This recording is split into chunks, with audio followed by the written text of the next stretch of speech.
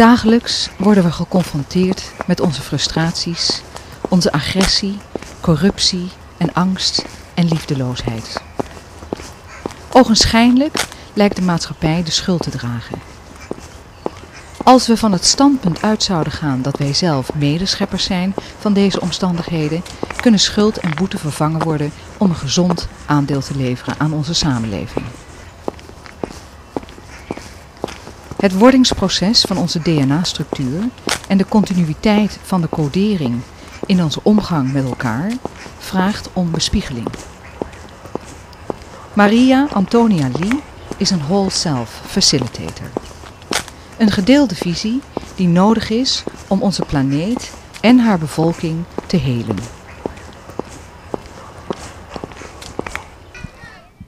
How do you define a whole self facilitator?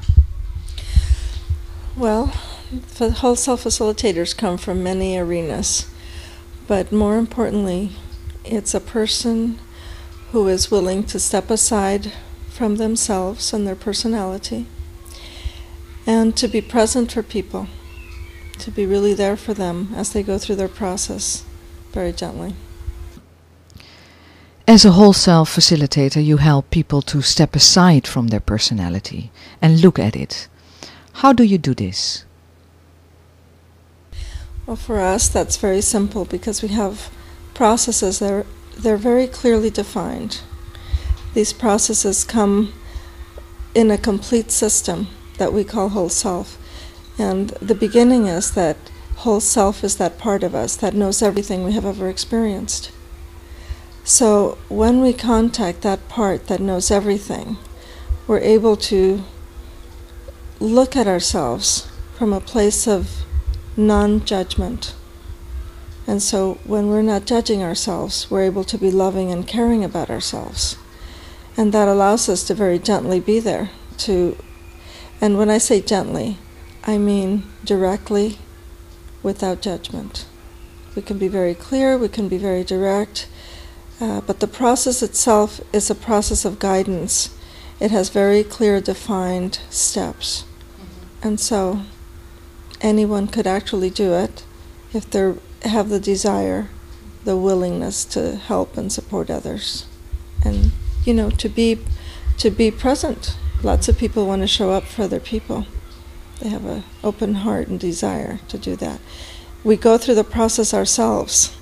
This is not a process that you do to others, but it's an evolution for ourselves as well. Can you talk a little bit more about the steps people take? Yes. First of all, communicating with one of us and letting us know that you're interested, that you're looking for growth, and maybe not even looking for growth, but you might just have a little issue that you want to work on. So the steps that we take to support you we have several processes. The key process for us is the Pre-Birth Awakening Matrix. It's a matrix of 22 questions, and it can be done privately. Hold on, because we have to explain something. So talk a little bit first about the prenatal matrix. What is that exactly? The Pre-Birth Awakening Matrix is a matrix of 22 questions, and it clearly shows you why you do what you do. In other words, we have non-conscious beliefs, things we believe about ourselves, and we play these things out in our life without knowing why we do it. Many times people will ask themselves, or maybe you might have asked yourself, oh, why is this happening this way? Or, I want to do it this way, but it's happening this other way. Maybe a de-energizing or uncomfortable or a way that makes you unhappy. So the matrix of 22 questions, the Pre-Birth Awakening, helps you to understand why you do what you do. Because whether we're working on a car or working on ourselves, we need to know what it is that we need to work on. What I love about this process is that it gives you a whole overview of all the things that you do, rather than just working on one issue.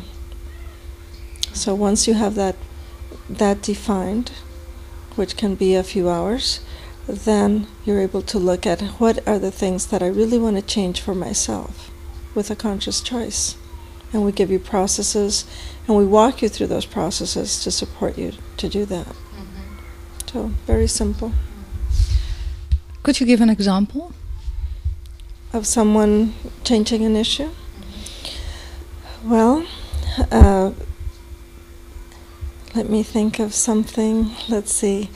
For example, let's say a mother has had issues of anger in her life, and perhaps the similar issues in all her relationships, and she would like to change that. When the mother does that, she passes that on to her child. So the child, or let's say I myself, using myself as an example, if I have a certain belief system or a fear of some kind or a phobia of some kind, I can discover from myself through the genetic encoding, the emotional DNA of my parents, why I do what I do. How does that work? I mean, you talk about genetic decoding. Emotional encoding. So there are many ways that a parent can encode a child just by what happens during the 9 months of gestation.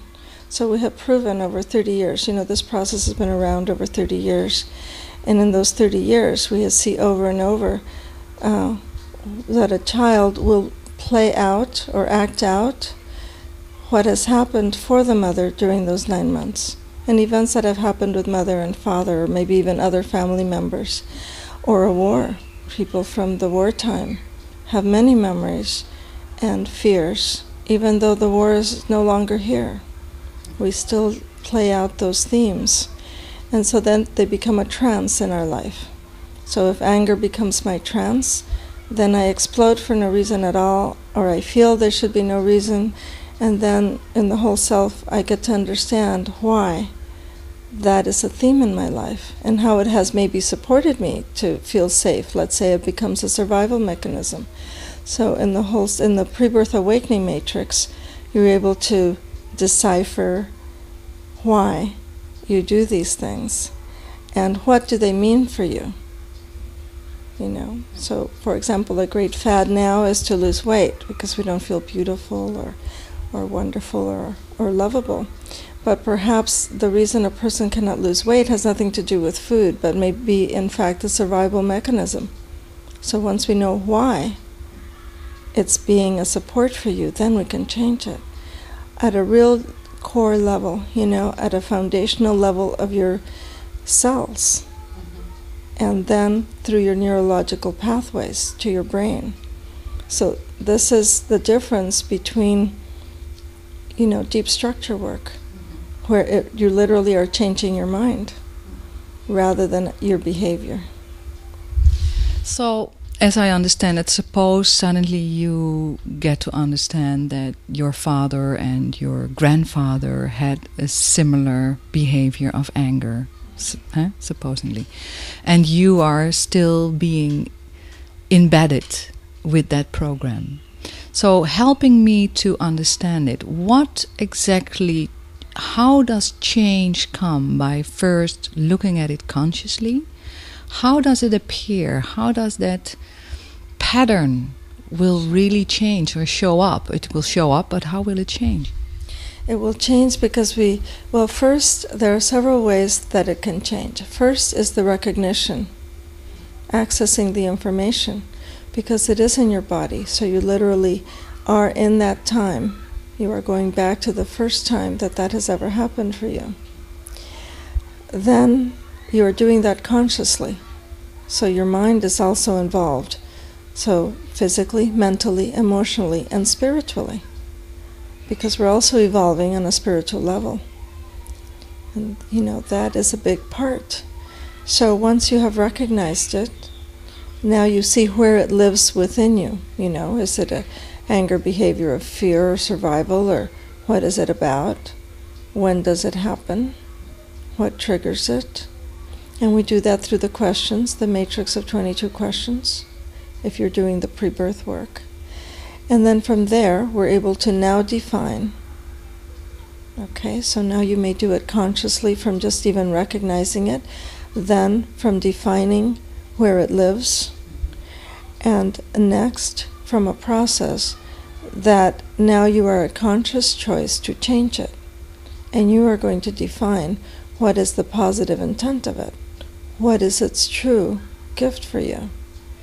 And now we work with the physical body, because we can change our mind right away. We can change a spiritual belief.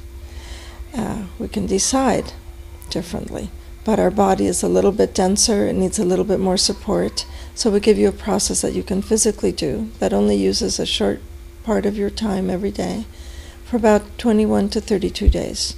So it's been proven that it takes 21 consecutive days, a minimum of 21 days, to change any pattern or habit. So we help you with that.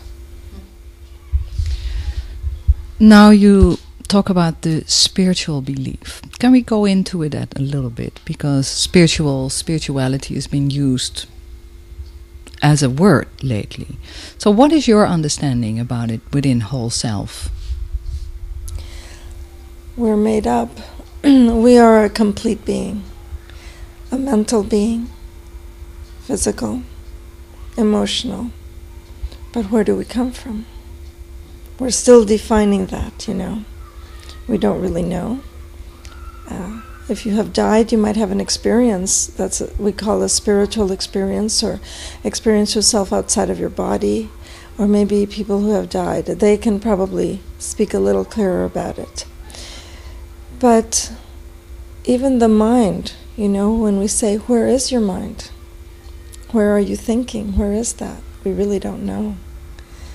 But the spiritual aspect, when we say an idea came out of the blue, or we have an essence or belief about God, or that we're conscious, or where do we go when we're asleep? Where do we dream? There's an essence, I believe, from my perspective anyway, that there's an essence that drives who we are and that emanates from all around us, and it animates our body. John Richard, the founder of this work, also says, because he has clinically died several times, and he says there's no loss of consciousness at any moment. You're completely awake and aware.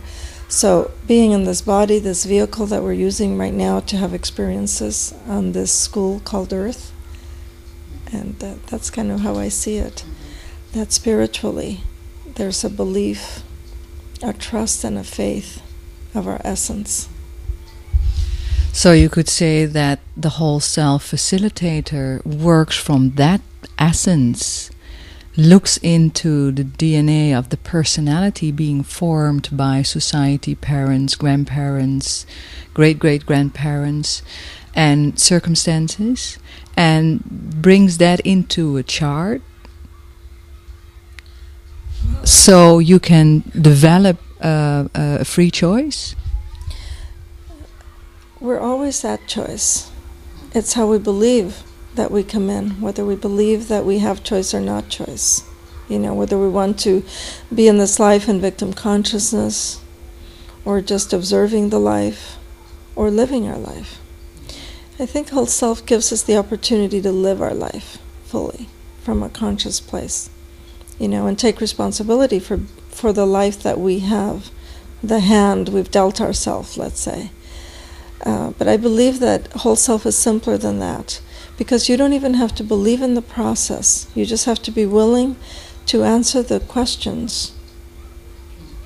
And whatever that answer is, it relates to a part of your life, and very simply, it explains why. And very often people say, oh, I knew that, but they didn't know where it fit into their life. And so that's even more exciting, that you knew it, but now you can see, oh, this is exactly the steps I'm taking to do whatever it is. Whether it's love or relationship or commitment, we get to see that how we fall in love is different from the way that we commit. Perhaps that's one way. It also gives us a foundation a foundation about why are we here.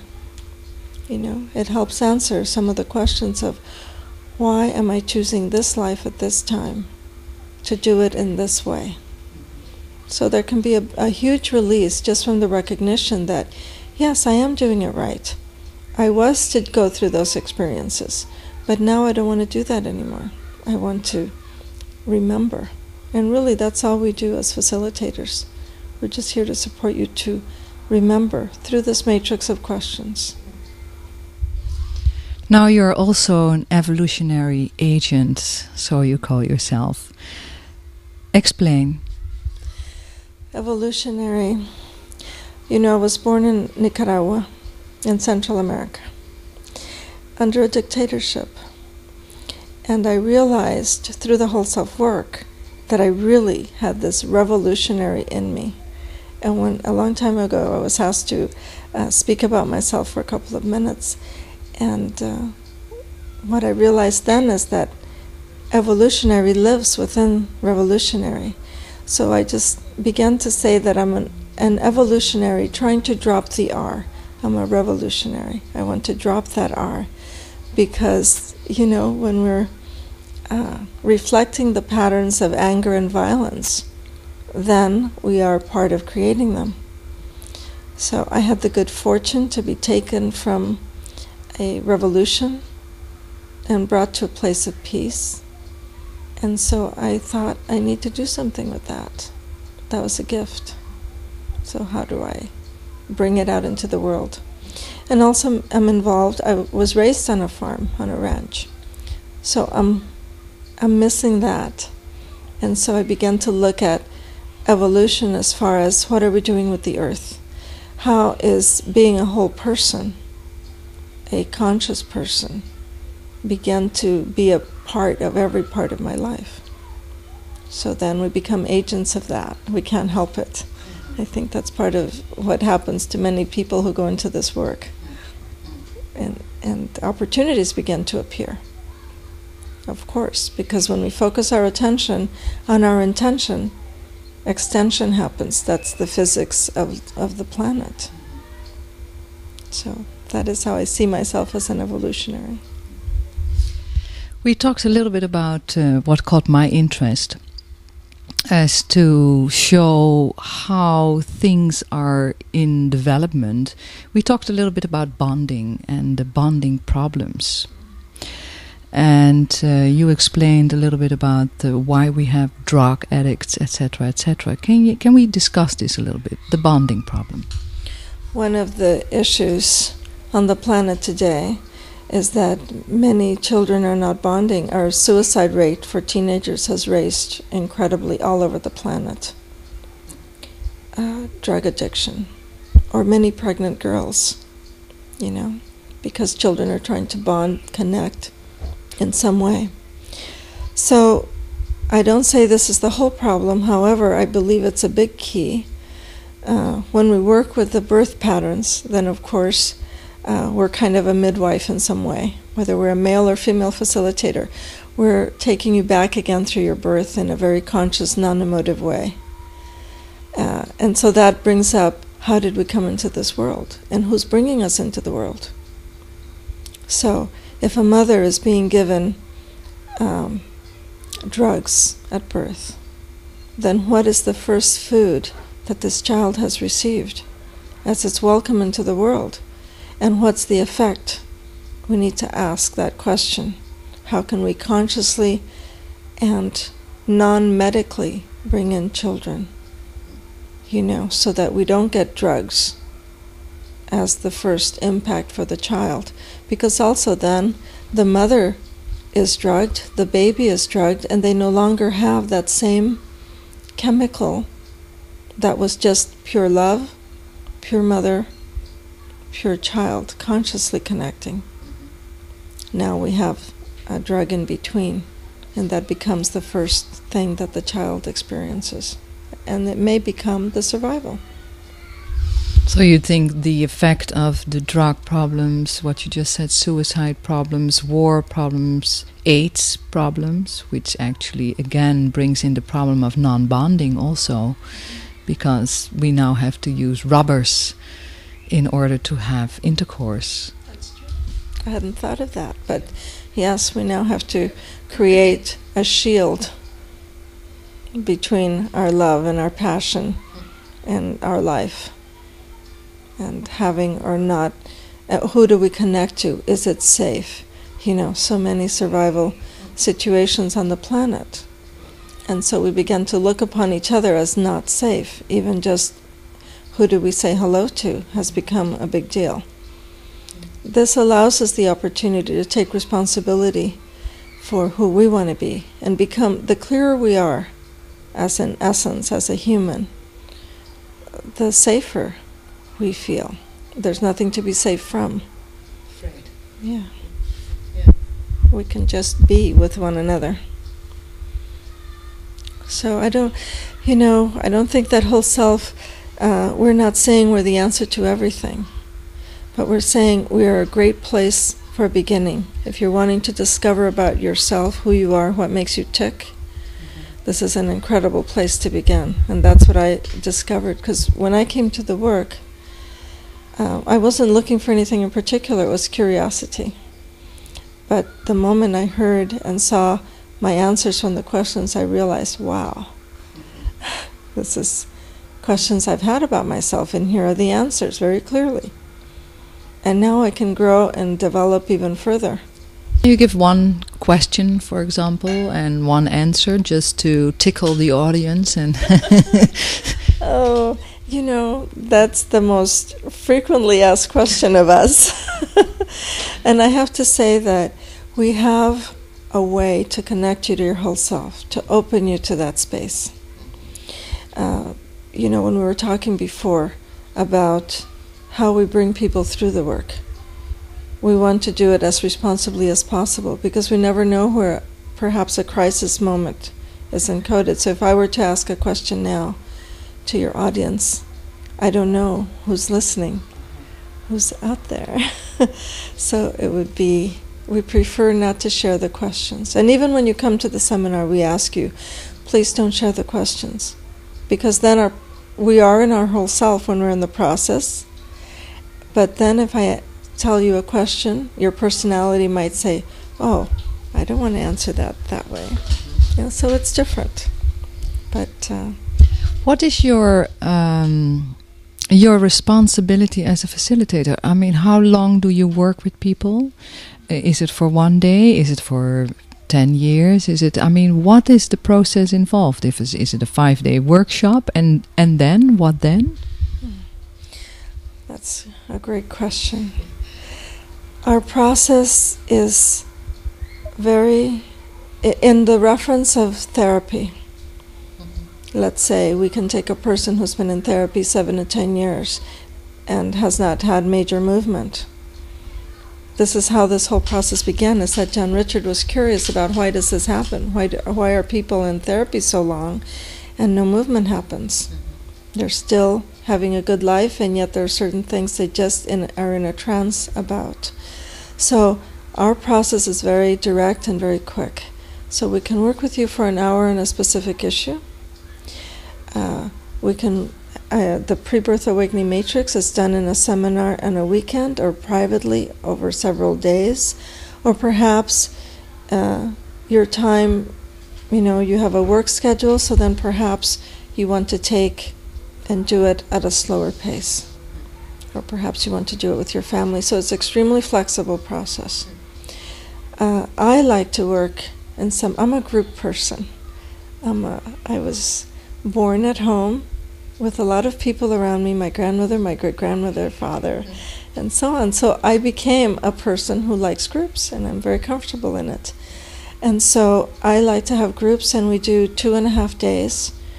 And we take you from the beginning of the process to the end. There are processes in whole self, however, that are only done one-on-one. So the pre-birth matrix takes you to the moment of birth. And then from there, let's say you've had other crises in your life, physical or emotional or war or whatever, or you just want to go deeper for yourself. Then there's a process called the release and integration. It takes you from the moment of birth to now, releasing from your body memories that are encoded. making you much clearer about your life. Then, let's say that's a full day, or over several days. And then there's a little bit of homework that goes along, but believe me, it's worth it. And then we have a process for past life echoes. Let's say you want to transform something that's a trance, but you simply just have a few hours. We work with you in that way. Can I come in for 1 second? Because I think it would be good for the audience to define the trance. What do you mean by a trance? A trance, something that is repetitive in my life that I feel I can't stop.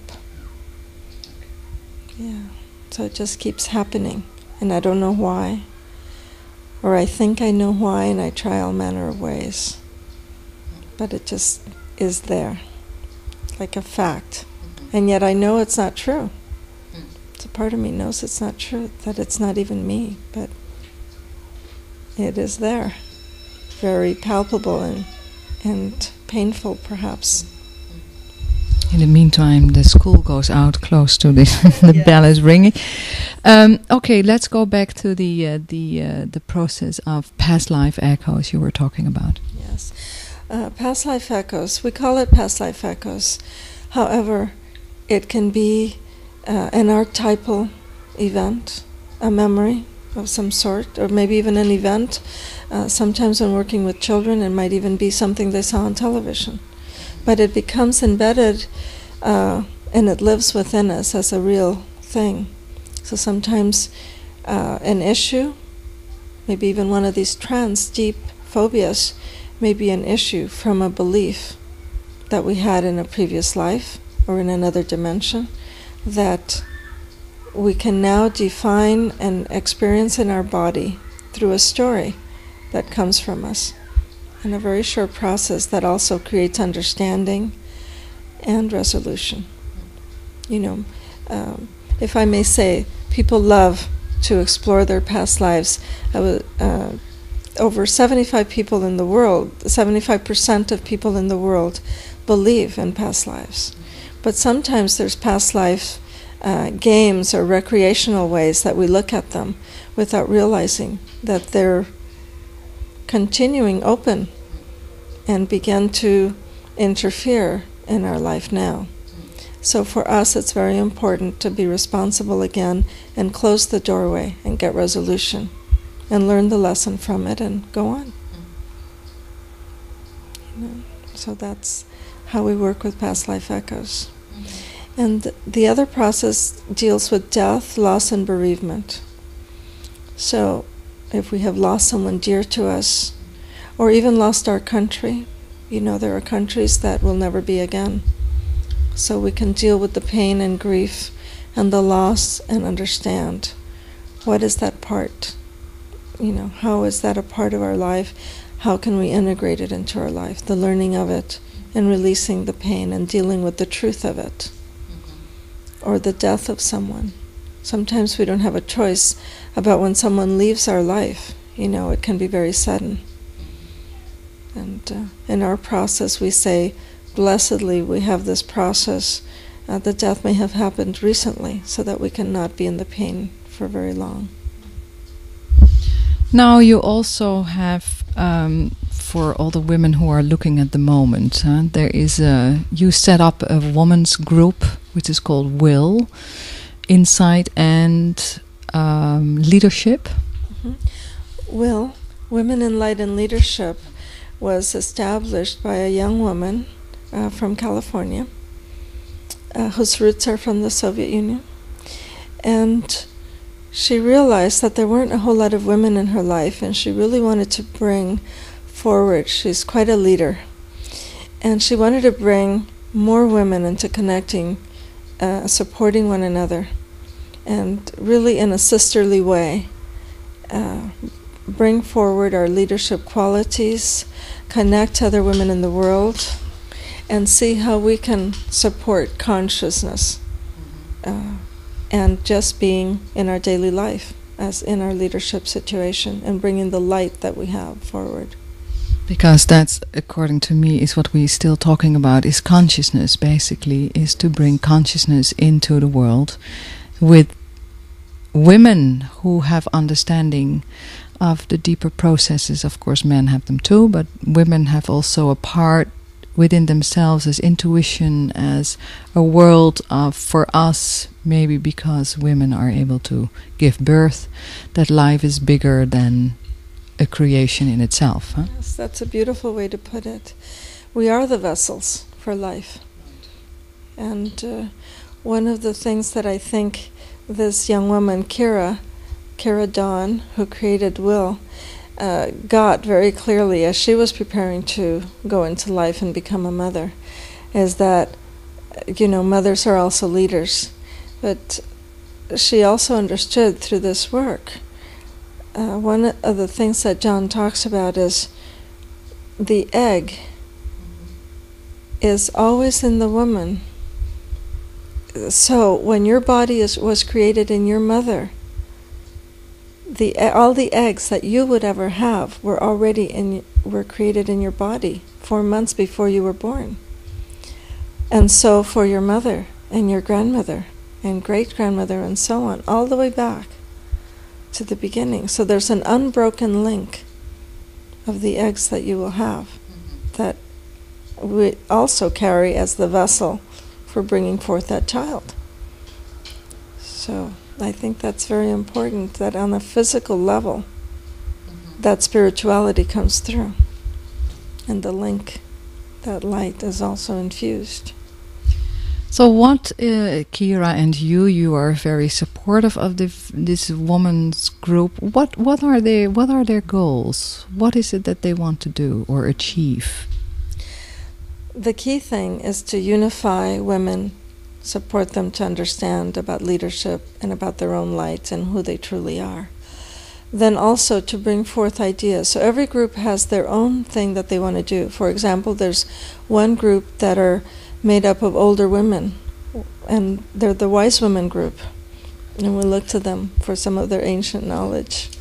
So that's wonderful. We have them.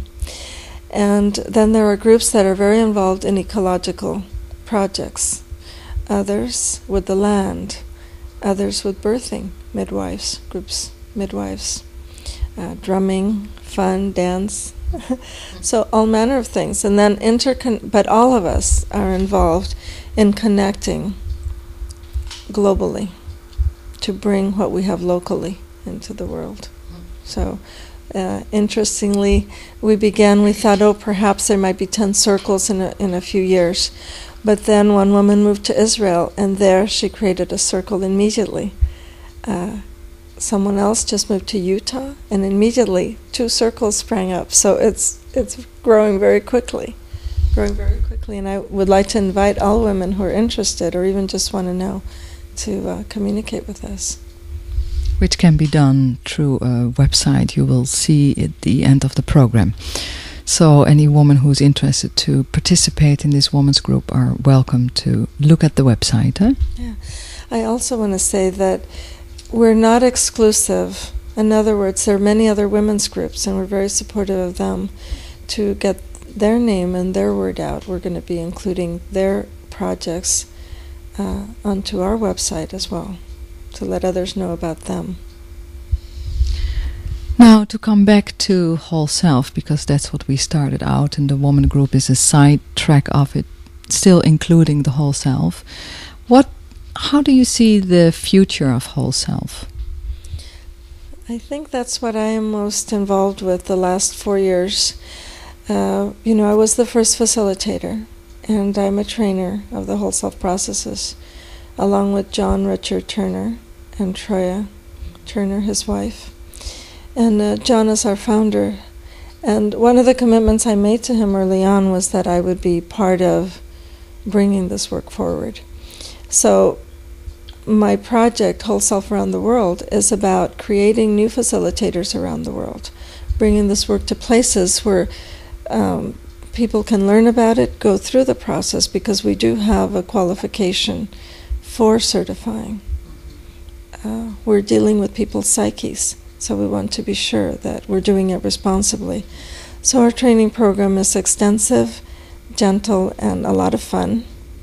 A lot of learning about ourselves first, dealing with us first, and then bringing it forward.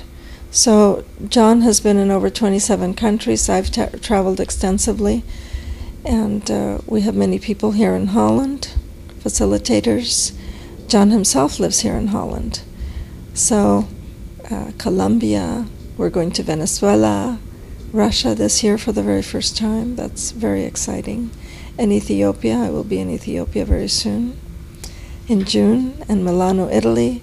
So we have many, many places where we are, and we'd like to grow that some more. So that's, for me, the vision, is to be supportive of that, and also to bring the work to teenagers before they become parents. And my personal project is to document tribes and peoples who are losing because of, we have a wonderful world now of internet, a wonderful world of new gadgets and information. And so it's very important to maintain and learn from the genetic encoding, the emotional DNA, as John calls it, of the tribal people, because otherwise we're going to lose. And this is a wonderful way to document what people believe. What do you exactly document about the tribal knowledge? Through the whole self work, let's say the matrix, it gives you the belief systems of that person. And there we can trace, by working with child and mother and father and grandfather, and we can see what our parents believed through our own matrix. So we can keep track of that matrix and look at, once we begin to look at maybe 30 to 50 people from the same group, or the same religion, or the same club in a way, or women who birth a certain way, or men who do a certain type of work, we can then see what are the prevalent patterns and beliefs. Because, the matrix gives you the beliefs not only for right now, what you came into this life to do, but also from other lifetimes, from other dimensions. And why you as a soul are wanting to live your life that way, or through that tribe. Why did I come from Nicaragua, or Mexico, or Japan? How did I come to choose that?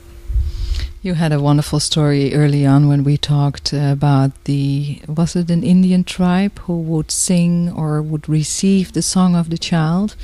Yes, there's many, many cultures that call for the child. And I was hearing about where the mother goes and sits in a quiet place, perhaps by a tree, and she calls out to the child and she hears the song of the child. And then she goes home and she teaches it to the father. And then they teach it to their children and their family. And then the village or the community learns the song. And now this child knows he's truly loved and welcome. And that's something that's not happening. We have forgotten who we are and how connected we already are to who we're bringing into the world. So back to bonding, those children feel loved before mother even becomes pregnant. Think about that. So how can we be conscious about conception, then conscious about birthing without drugs, perhaps at home with a midwife? Is that something, is also why the women's group is being set up, is to inspire women, I mean, at least that's what I feel, to inspire women to say, this is our truth. This is not something to put aside also when you live in the West. It is really our truth, and we need to regain or reclaim that truth. I mean, that's what you're doing with the tribal knowledge, because it's all based on the same truth. Yeah, it is all one. We are reclaiming And the women's circles definitely are a place to do that. You know, we asked ourselves, should we include men? Are we leaving them out? And so we asked quite a few men, what do you think? And it was surprising. The men were so excited that we would take this time out, because some of them said, we really need you to do that. We need you to really reclaim, and it supports us that you do that, that you remember who you are, where your strength comes from, and that feeds us in our strength. So we're also, the men are showing up for us big time. It's wonderful. And they're also becoming conscious parents. You know, we were also talking a little bit about several people who came as single people to the whole self work. Through that work, we also look at relationships, of course. Everything is relationship. So they get to learn why we have the relationships that we do. So through this work, they met their partners. And so now they understand the power of calling for the child, being conscious parents, including their spirituality, doing it together. That it's not just the mother, because without the father, obviously, we're not going to have that child, and we're a partnership, an equal partnership. So now those men, being conscious, are talking to other men and other couples and so on. You know, getting the word out to each other, just casual conversation, which is, you know, I mean, in the beginning, the tribes just told their stories. Yeah. And the stories passed on, and they still live. They still live. So women are now telling their stories, reclaiming, as you said. It's a beautiful word, because we do need to reclaim. It's already there. We're just saying, yes, it's still here, and I want it. What is your vision, Maria, for the future? For the future of whole self. For the future of the planet.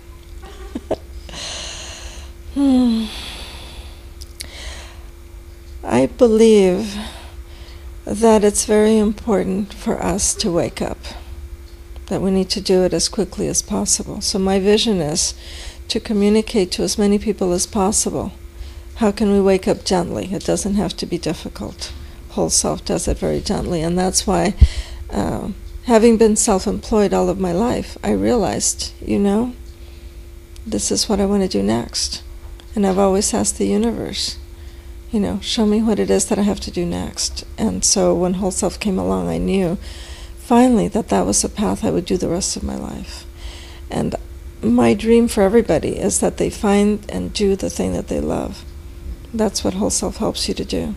So whether you use Whole Self for something else, just find the thing that you love to do, be kind to yourself, and be kind to the planet. Have faith and trust.